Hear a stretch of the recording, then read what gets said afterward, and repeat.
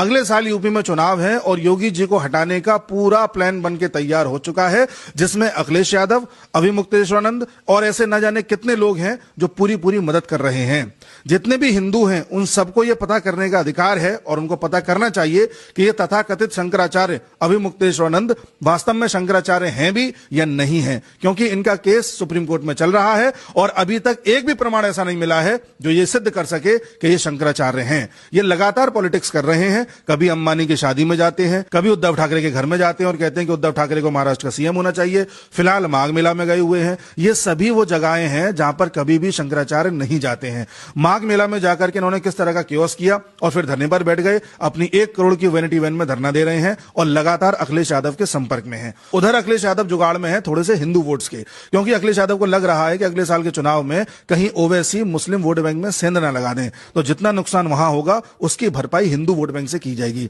हिंदुओं में भी उन हिंदुओं के वोट चाहिए जो एंटी मोदी और एंटी योगी रहते हैं, इसलिए जानबूझ करके पूरा प्रपंच रचा जा रहा है। यही अखिलेश यादव हैं जो किसी जमाने में कहते थे कि मठ और माफिया में कोई अंतर नहीं है, अब कह रहे हैं कि मठ तो हमारे सनातन की पहचान है। यही अखिलेश यादव हैं जो कहते थे कि मठाधीश, साधु और जितने भी संत हैं ये तो गंजेड़ी हैं, ये गांजा पीते हैं, इनके लिए ट्रक भर भर के गांजा आता है, और अब ये कहते हैं कि ये तो हमारे सनातन की पहचान है। यही अखिलेश यादव हैं जो कह रहे थे कि कुंभ में नहाने से कोढ़ होता है और अब तथाकथित शंकराचार्य माघ मेला में गए हुए हैं तो उसका समर्थन कर रहे हैं। यही अखिलेश यादव के पिताजी मुलायम सिंह यादव थे जिन्होंने अयोध्या में हिंदुओं पर गोली चलवाई थी, लेकिन अब इनको लग रहा है कि सनातन ही इनकी पहचान है। यही अखिलेश यादव हैं जिनकी पुलिस ने बनारस में अभिमुक्तेश्वरानंद पर लाठी चलाई थी, हाथ पैर तोड़ दिए थे और उनके साथ जितने भी बच्चे थे, समर्थक थे, उन पर भी लाठी चार्ज किया था। लेकिन अब अखिलेश यादव इन तथाकथित शंकराचार्य के साथ खड़े हुए हैं और यही अभिमुक्तेश्वरानंद से जब पूछा गया कि आप पर तो अखिलेश यादव की पुलिस ने लाठीचार्ज किया था,